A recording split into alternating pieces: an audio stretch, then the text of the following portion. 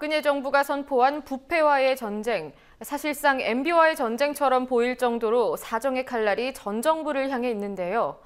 새누리당 내 친이계 인사들은 하루가 멀다 하고 불편함을 드러냅니다. 박근혜 정부는 하늘에서 뚝 떨어졌나? 일각에서는 현재의 사정정국이 박근혜 정부의 자충수가 될 수 있다고 지적했습니다. 사정정국 조성의 배경에는 레임덕 극복 의도가 깔려 있다는 분석이 여러 차례 나왔죠. 하지만 겨우 반등했던 박근혜 대통령 지지율은 한 달 만에 또 떨어졌습니다. 3월 20일 금요일 뉴스K 잠시 후에 시작합니다.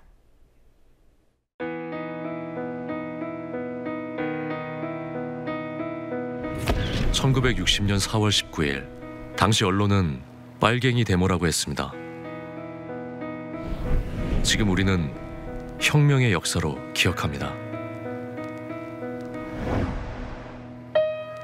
1980년 5월 18일 당시 언론은 불순분자의 폭동이라 했습니다. 지금 우리는 독재에 항거한 정의의 역사로 기억합니다. 1987년 6월 10일 당시 언론은 대학생 가두 시위라 했습니다. 지금 우리는 민주주의를 쟁취한 감격의 역사로 기억합니다.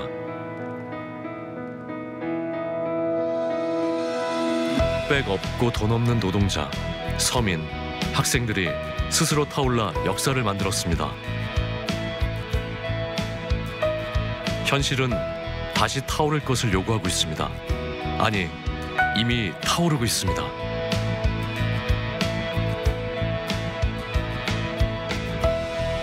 빨갱이를 종북으로, 불순분자를 외부 세력으로, 언론은 말만 바꿨을 뿐 역사를 부정하고 있습니다.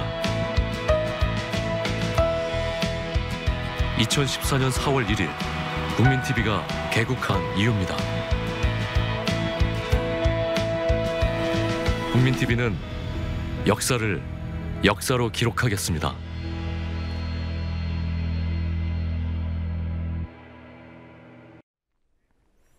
전 정부를 겨냥한 사정정국 가속화에 새누리당 친이계 의원들이 불만을 드러내고 있습니다. 박근혜 정부가 전 정부의 과오에서 자유로울 수 있겠냐는 비판도 전해졌습니다. 김종훈 기자와 오늘 정치권 소식 짚어보겠습니다. 안녕하십니까? 네, 사정정국이 가속화되고 있는데요. 그래도 아직까지는 이명박 전 대통령 측이 그렇게 여유를 잃지는 않고 있는 걸로 보인다고요? 네, 그렇습니다. 검찰의 전방위 사정 작업이 속도를 내면서 여권 내 친박과 친이 갈등이 격화되고 있습니다. 이미 여러 차례 보도에서 말씀드렸듯 친이계 좌장격인 이재호 의원과 정병국 의원이 불편한 기색을 감추지 않고 있는데요. 정 의원은 특히 지난 18일 현 정부의 사정정국에 대해 정말 새머리 같은 기획이라며 강한 불만을 쏟아냈습니다. 하지만 정작 사정정국의 가장 중심에 있는 이명박 전 대통령은 다소 여유로운 반응을 보이고 있습니다. MB의 최측근인 이동관 전 홍보수석은 최근 TV조선에 나와 이명박 전 대통령이 부정비리를 저지른 사람은 처벌받아야 한다는 말을 했다고 전했는데요. 그러면서 이 전 수석은 MB는 당당하기 때문에 그렇게 말할 수 있다는 입장을 밝혔습니다.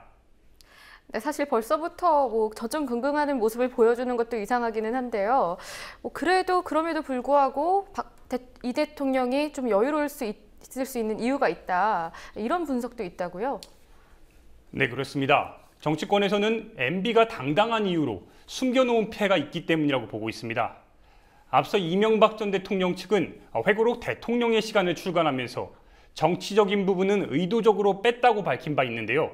일각에선 MB가 회고록에 담지 않은 정치적인 부분을 꺼내들 경우 현 정권에 엄청난 파장을 일으킬 수 있다고 보고 있습니다. 이 때문에 친이계 의원들은 요즘 박근혜 정부가 하늘에서 뚝 떨어진 정권이냐는 발언을 많이 하는데요. 결국 MB 정권과 현 박근혜 정부가 한 몸이기 때문에 이번 사정정국에 대한 반전 카드는 얼마든지 꺼냈을 수 있다는 입장으로 보입니다. 네, 해외 자원외교 비리와 관련해서는 성공 불융자 제도라는 게 한창 논란이 되고 있다고요? 네, 그렇습니다. 성공 불융자는 정부가 해외 자원을 개발하는 기업에 돈을 빌려준 뒤 탐사에 성공하면 원래 그 금액보다 더 많은 돈을 돌려받고 실패하면 상환액을 깎아주거나 아예 면제해주는 제도입니다. 성공 가능성이 낮더라도 적극적으로 해외 자원 개발에 나서라는 뜻에서 1984년인 전두환 정권에서 처음 시작됐습니다. 문제는 MB 정권 들어 자원 탐사에 실패했다는 이유로 융자금을 면제받는 경우가 급증했습니다. 처음 제도가 생긴 뒤 2010년까지 27년 동안 54건이던 상환 감면 건수가 2011년 이후에는 47건으로 크게 늘었습니다. 특히 지난 4년 동안 3,670억 원을 감면해줬는데요. 한국석유공사가 2,250억 원으로 가장 많았고 그 이후로 SK이노베이션, 한국가스공사 등의 순입니다. 정부 돈을 빌려주고 받지 못했기 때문에 이는 결과적으로 고스란히 국민들의 부담이 됩니다. 최근 문제가 되고 있는 MB 측근 성완종 전 의원의 경남 기업도 2009년 1월 워크아웃에 들어갔지만 그 후로 러시아와 카자흐스탄 광구 자원 탐사 명목으로 정부에서 14억 원가량을 성공 불용자를 받은 사실이 드러났습니다. 예. 경남도의 무상급식 예산 지원 중단 후폭풍이 계속되고 있는데요. 야당 시민단체 경남도민들 오늘은 어떤 반응을 보였습니까? 네, 예상대로 홍준표 경남도지사의 무상급식 폐지 결정에 대한 반발이 거세게 일고 있습니다. 오늘 아침 민주연합 회의에서 김경수 경남도위원장은 경남에서 시작된 무상급식 논란을 전국의 학부모들이 큰 관심을 갖고 지켜보고 있다며 무상급식을 흔들면 패가 망신한다는 것을 이번에 확실하게 보여줘야 할 것 같다. 무상급식은 정치가 아니라 민생이자 경제라고 말했습니다. 경남 지역 학부모들과 시민단체들의 반발도 이어지고 있습니다. 어제가 절정이었는데요.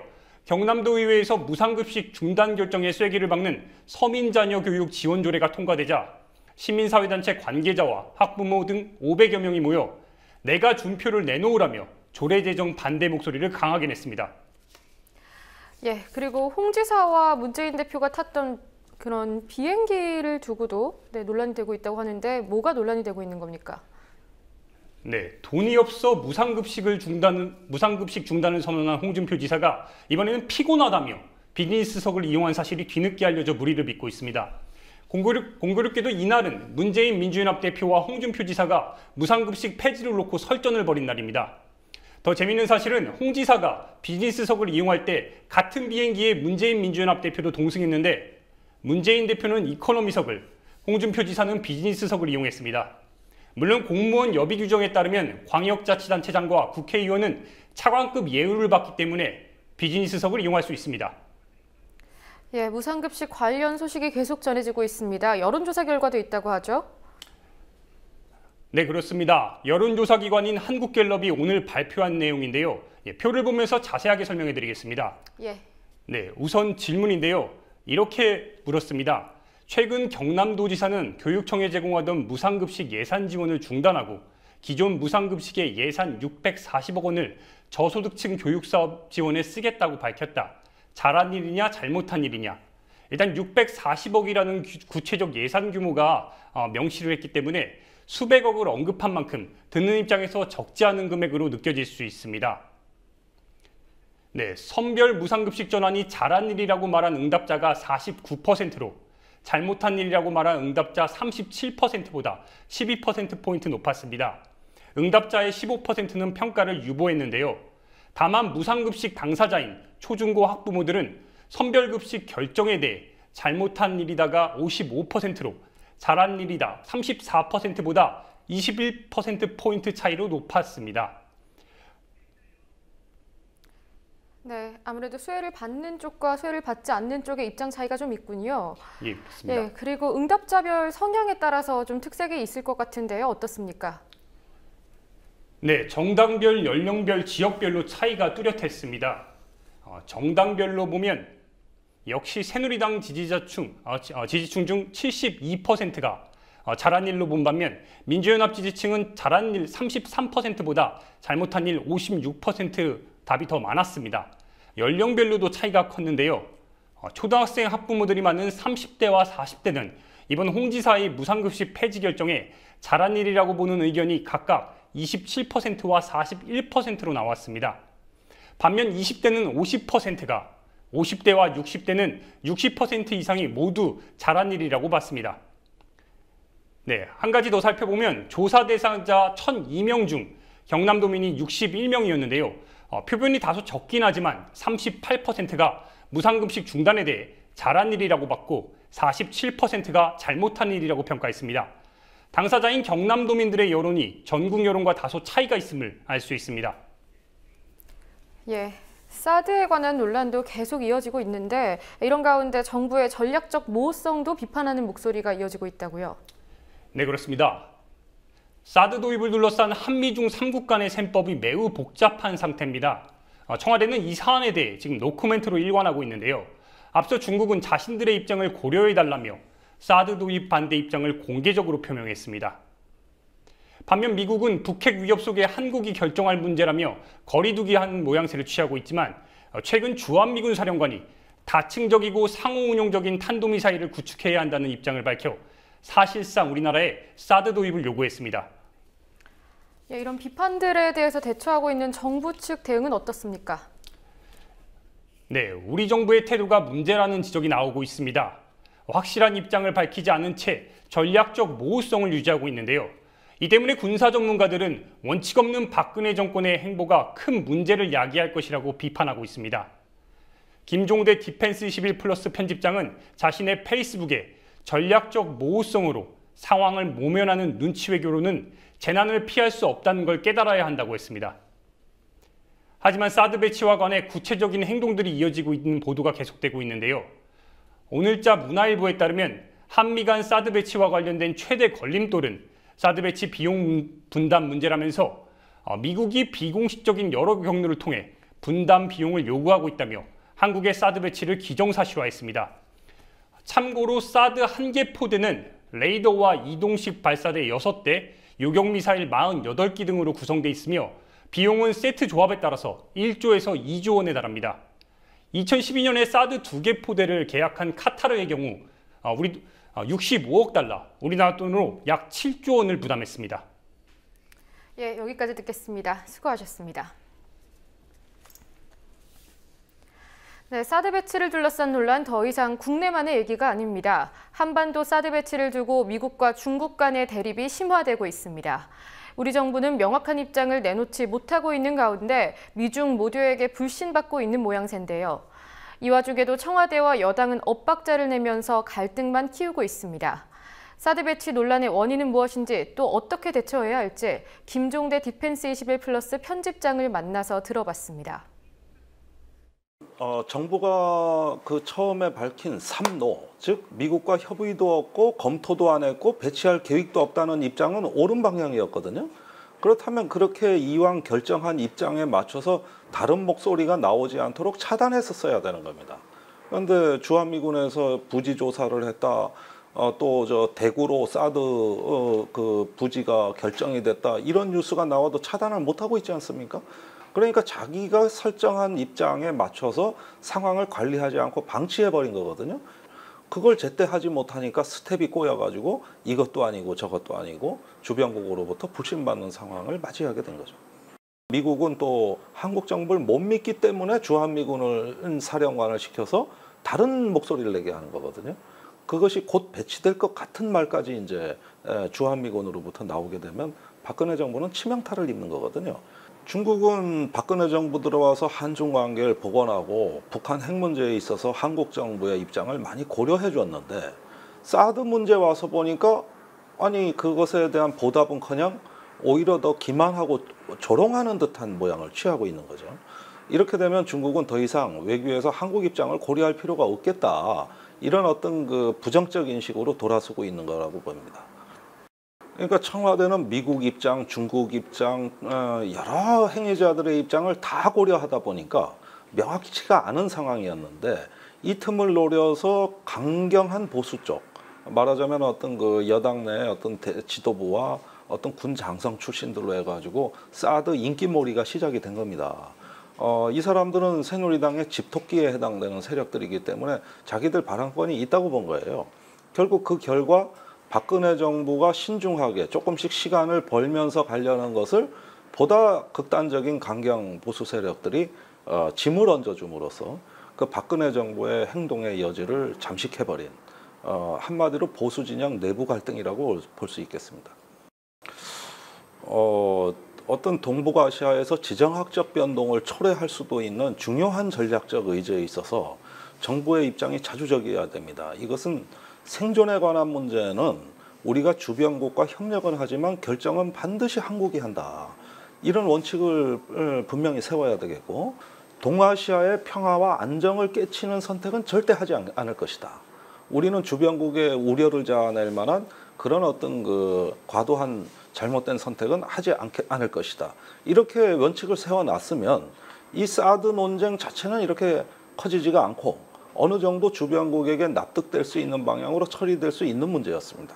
근데 지금은 정부가 원칙이 모호하고 전략이 모호하기 때문에 우리 정부 입장을 우리도 알 수 없는 형편이 된 거죠.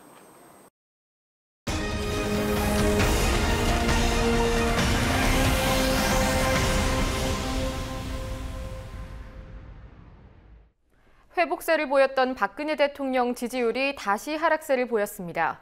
불과 한 달 만입니다.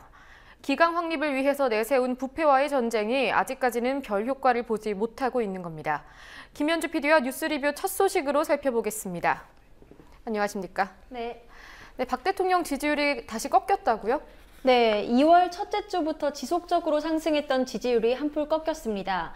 한국갤럽의 조사인데요. 화면을 보시면 2월 첫째 주 29%였던 지지율이 지난주 39%까지 오른 것을 보실 수 있습니다. 그런데 이번 주에는 36%로 한 달여 만에 하락세로 돌아선 겁니다. 박 대통령의 직무 수행에 대해 부정적인 평가도 늘어났습니다. 그래프를 보시면 2월 첫째 주 62%에서 지난주 52%로 부정평가가 10%포인트가량 낮아진 것을 보실 수 있는데요. 이번 주에는 54%로 지난주보다 2%포인트 높아졌습니다. 그러니까 긍정평가는 하락세로, 부정평가는 상승세로 돌아선 모습입니다.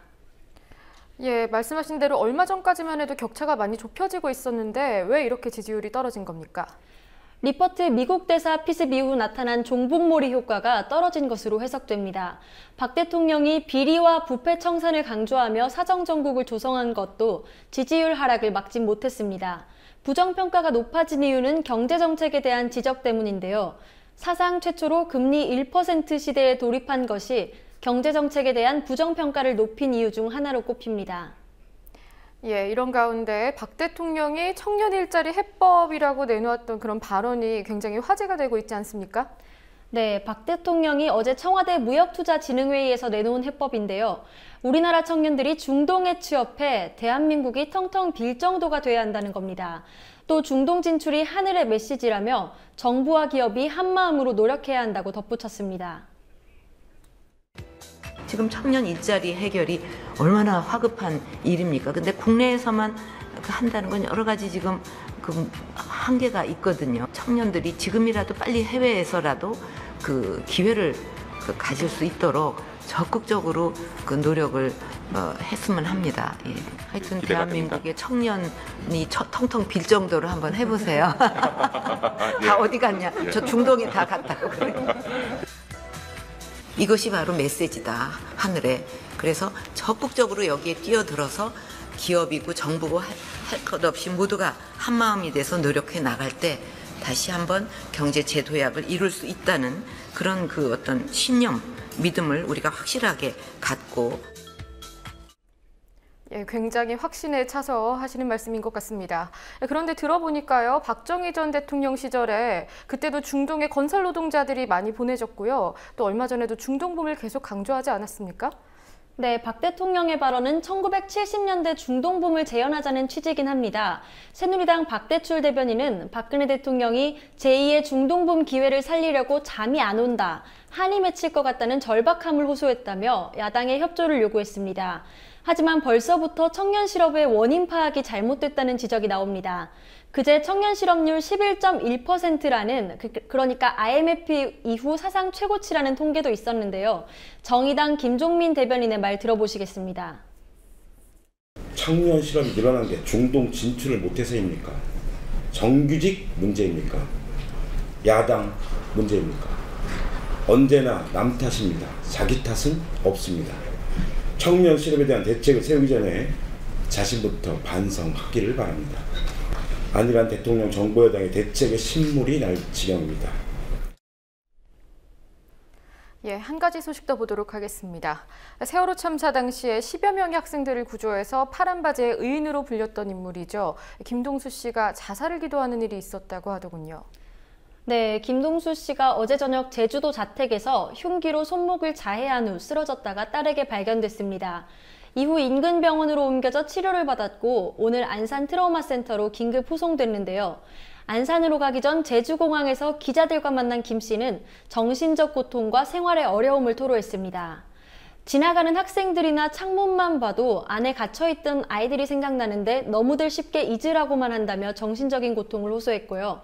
모든 생활이 끊겼다면서 정부에서 나오는 긴급 생계비 108만 원은 병원 치료를 받기에도 부족하다고 말했습니다.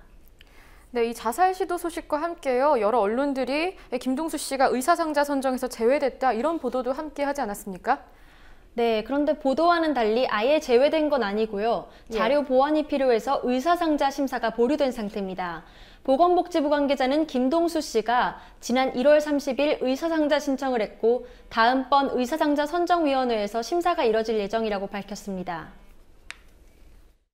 김동수 씨는요, 네. 지금 탈락됐다고 일부 언론에서 나오고 있는데요. 네네. 의사상자 선정을 아직 1월 말에 저희한테 신청하셔서요. 이번에 안건으로 심의가 되지 않으신 거예요. 다음 위원회나 할 때 심사할 예정이에요.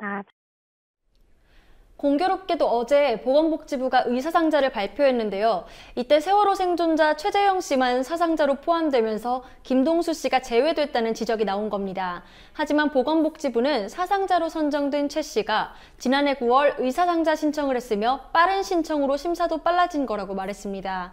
최 씨는 의상자 5급으로 선정됐고요. 지난해 기준으로 1억 500만 원 정도의 보상금과 의료급여, 교육보호, 취업보호 등의 지원을 받게 됩니다. 세월호 탑승자 중 의사상자 신청을 했지만 결과가 나오지 않은 사람은 김동수 씨를 포함해 3명입니다. 예, 김동수 씨가 트라우마 센터로 갔는데 그럼 어떤 치료를 받게 되는 겁니까? 일단 오늘은 전문의 상담을 받았는데요. 김동수 씨와 작년 11월 28일부터 오늘까지 8차례 개별 상담을 진행한 정신과 전문의 강정훈 씨에게 김 씨가 심리적으로 위험한 상태는 아닌지 물어봤습니다. 여전히 죽고 싶다는 생각 자체는 여전히 있으시고요. 네네. 그렇게 생각하면 위험한 상태이기도 하지만 사실 그 문제는 사실 계속 장기적으로 그런 생각들 갖고 계셨고요. 네. 워낙에 이제 이런 세월호에 대한 자신의 어떤 생각대로 이렇게 뭐 빠르게 이렇게 사회가 답을 해주지 않는 거에 대해서 답답하고 서운하고 화가 많이 나 있는 상태가 지속되다 보니까 네네. 이렇게 좀 극단적인 행동들도 하게 되신 것 같습니다. 또 강정훈 씨는 김동수 씨가 제주도에서 안산까지 와서 치료받기 때문에 정기적인 면담이 어려웠다고 말했습니다. 제주 지역사회 차원의 치료 지원이 없는 것에 대한 아쉬움도 표했습니다. 우리가 앞서서 국가에서 제시해주긴다는 느낌보다는 뭔가 계속 힘들다는 이야기를 계속적으로 하고 요청을 하고 요구를 해야지 마지못해 들어주는 그런 모습들로 이제 생존자분들은 그렇게 느끼시기 때문에 좀 예, 지속적인 관심이 필요해 보입니다. 수고하셨습니다. 네. 함께 만드는 언론 미디어 협동조합 여기는 국민TV 함께 만드는 언론 미디어 협동조합 여기는 국민TV.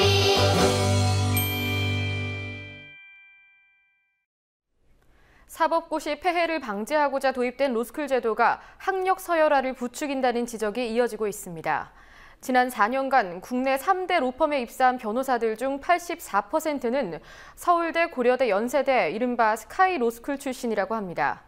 지방 소재 로스쿨 출신의 경우에는 3대 로펌은커녕 12대 로펌에도 입사하지 못했습니다. 시험 성적이 공개되지 않는 변호사 시험 합격률은 전국 어느 로스쿨이나 비슷하다는데 말입니다. 로스쿨이 현대판 음서제라는 비판을 받는 이유입니다. 조아라 기자입니다. 국내에 설립된 25개 로스쿨입니다. 로스쿨 정원은 한 해에 2,000명. 로스쿨은 2009년에 개원했고 2012년 첫 졸업생이 나온 후 올해 4기 로스쿨생이 졸업했습니다. 기존의 사법고시 제도는 2012년부터 5년간 로스쿨과 병행하다 오는 2017년 59번째 시험을 마지막으로 폐지됩니다. 로스쿨은 사법고시 제도가 가지고 있는 법조인 양성 획일주의, 서울대 법대 독점의 순혈주의에서 벗어나 법조인의 전문성과 다양성을 확보하자는 취지로 설립됐습니다. 하지만 로스쿨은 설립된 지 얼마 되지 않아 이른바 현대판 음서제라 불리며 수많은 논란을 낳고 있습니다. 그중 하나가 대형 로펌의 스카이, 즉 서울대, 연세대, 고려대 로스쿨 출신 쏠림 현상입니다. 지난 4년간 로스쿨 출신 변호사의 12대 대형 로펌 입사 현황입니다. 10명 중 7명이 서울대, 고려대, 연세대 로스쿨 출신입니다. 소속 변호사가 100명이 넘는 12개 대형 로펌에 입사한 로스쿨 출신 변호사는 482명, 이 중 서울대 로스쿨 출신이 173명, 35.9%로 전체 3분의 1을 차지하고 있습니다. 연세대 로스쿨 출신이 86명으로 17.8%, 고려대 로스쿨 출신이 85명으로 17.6%입니다. 이어 성균관대 로스쿨이 34명으로 7.1%, 이화여대 17명 3.5%, 서강대 15명 3.1%, 경희대 13명 2.7%, 한양대 10명 2.1%로 이들 대학 로스쿨 출신 입사자는 겨우 2자릿수를 기록했습니다. 반면 지방 로스쿨 출신들의 대형 로펌 취업이 저조했고 특히 강원대, 동아대, 원광대, 제주대 로스쿨 출신은 지난 4년간 단 한 명도 12대 대형 로펌에 채용되지 못했습니다. 문제는 이 같은 현상이 매년 심해진다는 데 있습니다. 12대 로펌 스카이 입사 현황을 보면 2012년 63.4%, 2013년 69.8%, 2014년 75.2%입니다. 다음 달 변호사 시험 합격자 발표 이후 12대 로펌 입사 확정자는 115명으로 이 중 스카이 출신은 91명으로 79.1%, 지난 4년간 15.7%포인트나 늘었습니다. 더욱이 최상위 로펌으로 범위를 줄이면 스카이 쏠림 현상은 더욱 심합니다. 6대 대형 로펌에 입사한 361명 가운데 스카이 로스쿨 출신은 279명, 77.3%지만 김앤장, 태평양, 광장 등 3대 대형 로펌으로 범위를 더 줄이면 190명 가운데 159명으로 83.7%까지 치솟습니다. 이 같은 스카이 쏠림 현상에 대해 법조계에서는 로스쿨 서열화가 점점 굳어지고 있다는 우려의 목소리가 나옵니다. 전체 25개 로스쿨 졸업생의 변호사 시험 합격률이 학교별로 별 차이가 없기 때문입니다. 성적이 모두 공개되는 사법고시와 달리 변호사 시험 성적은 비공개하도록 돼 있습니다. 지원자들의 성적을 알 수 없어 법학 실력을 검증할 수 없으니 출신 로스쿨로 평가한다는 지적도 있습니다. 스카이 출신 선호 현상을 막고 나아가 로스쿨이 현대판 음서제라는 오명을 벗기 위해 법무부는 우선 변호사 시험 성적을 공개해야 할 것입니다. 국민TV 뉴스 조아라입니다. 맘상모라고 들어보셨나요? 맘 편히 장사하고픈 상인 모임의 줄임말인데요. 지난 2014년 억울하게 쫓겨난 상인들이 모이면서 시작된 이 단체는 상가 권리금 법제화 운동, 피해 상인 구제 활동 등을 비롯해서 상인들이 마음 편히 장사할 수 있도록 힘을 모으고 있습니다. 얼마 전 보도해드린 종로구의 주점 만복도 이 단체의 도움으로 건물주와의 분쟁에 맞서고 있습니다. 바로 그 만복 주점에서 맘상모 이명희 사무국장을 만나봤습니다. 성지훈 기자입니다.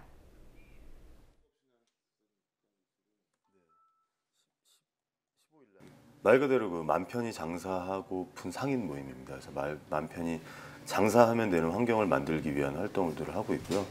이제 그 한 2년 전쯤에 이제 뭐 유명 연예인 리쌍이죠. 리쌍이 이제 건물을 사고 리쌍 건물에 있던 임차인이 쫓겨나게 된 상황에서 좀 너무 억울하고 좀 문제가 많겠다 싶어가지고 이제 그때 좀 근처에 있던 사람들이 좀 둘레둘레 결성을 하게 됐고 모임을 처음 시작하고 나서 생각보다 정말 많은 사례들이 좀 접수가 되면서 좀 많은 회원들이 좀 가입해서 활동하고 계시죠. 또 뭔가 평생 나는 법을 지키고 나라에 세금 내고 살아왔는데 내가 이렇게 억울한데 법이 왜 나를 지켜주지 않지? 라면서 정말 억울해하시는 분들도 계시고 그리고 싸우는 것 자체를 어색해하는 분들도 많이 계시죠. 이제 어제 제가 상담했던 분은 이제 이태원에서 25년 동안 한 건물에서 장사를 하셨어요. 이제 여기 1층에서 장사하시고 2층에 임대인이 사시고 1층에서 그 정말 따박따박 월세를 잘 내면서 25년 동안 함께 살았던 거잖아요. 임대인 입장에서 이분이 월세를 내니까 또 생활이 되셨던 거고 어르신이거든요, 임대인도. 근데 그렇게 생활을 해왔던 분이 이제 동네가 이제 좀 뜨고 이랬다 보니까 이제 그냥 나가라. 아무런 대책이 없이. 권리금도 시세가 지금 막 이만큼 올라 있는데 이제 그런 것들 뭐 양도 양순이 뭐니 보상이 이런 거 전혀 없이 그냥 나가라 하는 상황들이 생기는 거죠. 되게 어려워하세요. 25년 동안 한 건물에서 살았는데 이 사람한테 내가 뭐라 그러고 싸워야 될까?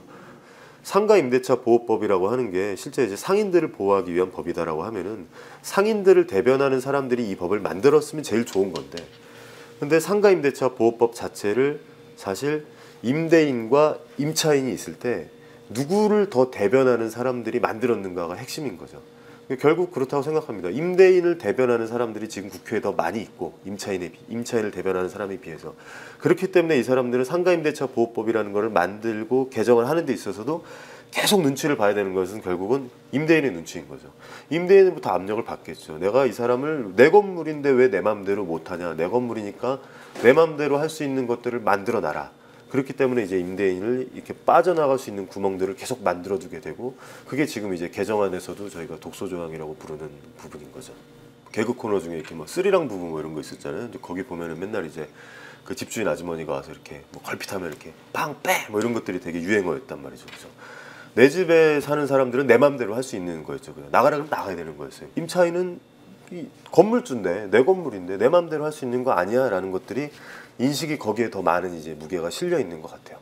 이것들이 바뀌어야 되겠죠. 장기적으로 보면은 자기 건물이지만 자기 마음대로 뭐 수익하고 뭐 사용할 수 있지만 그래도 이 건물에 들어서 있는 사람들의 어떤 그 상인들의 권리, 임차인들의 권리라는 것이 있고, 이것들과 임대인 그 재산권이라고 하는 게 임대인이 가지고 있는 소유권과 임차인이 가지고 있는 영업권, 이런 것들이 동등하게 고민돼야 되고 동등하게 지켜져야 되는 권리라는 것들로 이제 인식이 바뀌어지게 되다 보면은 사회적으로도 좀 많은 것들이 바뀌겠죠. 그 리산 건물에 들어가 있던 곱창집이 저희 손님이었어요. 그 제가 이제 그 손님을 가게를 얻어준 거죠. 여기서 하시라고. 그런데 이제 2년이 안 돼서 1년 반 만에 이제 그런 일이 생겨가지고 AS 차원에서 좀 뭔가 좀 도움을 드리다 보니까 이런 일들이 너무 많고 그동안 계속 봐왔던 것들도 있고, 그래서 이제 맘상모어란 모임을 시작을 하게 됐죠. 그래서 뭐 이거를 제가 뭐 잘못된 상가 임대차 관행을 바로잡기 위해서 지금 부동산을 그만두고 여기 뛰어들어야겠다 뭐 이런 건 아니었습니다. 전혀 아니었고, 근데 그건 아닌데 어쨌든 뭐 그 필요한 일이잖아요. 필요한 일이고 또 부동산을 했던 것들 뭐 이런 것들이 좀 인연이 돼서 시작된 일이기 때문에 좀 더 뭐 관심이 가기도 하고, 또 너무 없었던 운동이기도 하고, 사회 자체에서 임차 상인들이 다 그냥 혼자서 그냥 구석에서 씨발 또 쫓겨났네 뭐 어쩌네 아이고 뭐 이러면서 그냥 뭐 술 한잔 먹고 그냥 뭐 눈물 한번 찌 흘리고 끝냈던 일들을, 이런 게 아니라 우리도 이것이 이제 그 우리가 주장할 수 있는 권리다라고 사회에 좀 외치고 그런 권리들을 좀 만들어가는 것들이 좀 충분히 의미 있다고 생각을 합니다. 네. 쫓겨나는 사람들의 뭐 연대들도 그렇고, 이게 비단 내가 먹는 밥그릇이 뭐 돈으로 표현되는 것만이 아니라 내가 살아왔던 어떤 그 공간을 지키는 것, 그 삼터를 지키는 것, 일터를 지키는 것들, 이런 것들이 결국은 다 살기 위해서인 거잖아요. 이 점포에서 내가 쫓겨났을 때 대안이 없는 거죠.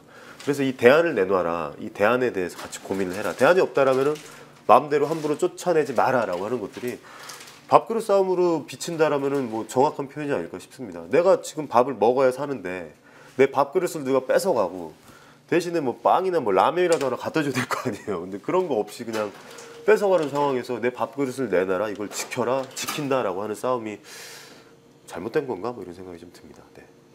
자영업자들이 뭐 700만이 된다고 하는데 그 중에 이제 제가 보기로는 대다수가 아마 임차 상인들일 텐데, 임차하는 자영업자들일 텐데, 뭐 상인들의 어떤 조직이 생기니만큼 상인들의 권리를 낼 수 있는, 목소리를 좀 낼 수 있는 어떤 조직이 돼서 이 사회에 좀 쫓겨난 이들과 좀 연대를 통해서 많은 것들을 좀 바꿔가면서 함께 사는 세상을 좀 만들 수 있지 않을까 하는 것이 좀 장기적인 목표죠. 임차 상인 운동을 통해서 함께 사는 세상을 만들어내는 것.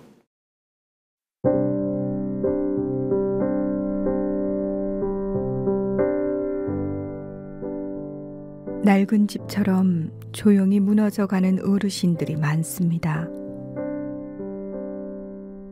묵은 도라지캐 씻고 돌아온 아내가 가까운 이웃 할아버지 편찮으신 소식을 함께 씻고 옵니다. 할머니 근심이 많아지셨다는 이야기도 당연하지요. 밭일 하시는 할머니 곁에서 마음으로만 밭을 메고 서 계시는 병든 할아버지들이 농촌의 흔한 풍경을 이룹니다.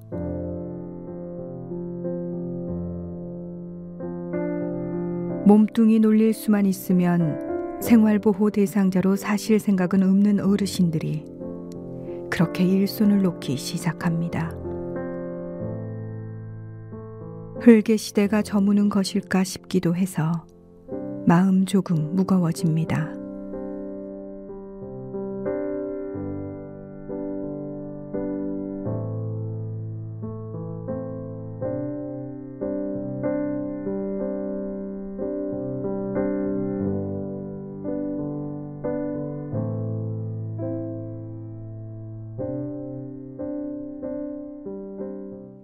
(3월 20일) 뉴스 마칩니다. 다음 주에 뵙겠습니다. 시청해주신 여러분 고맙습니다.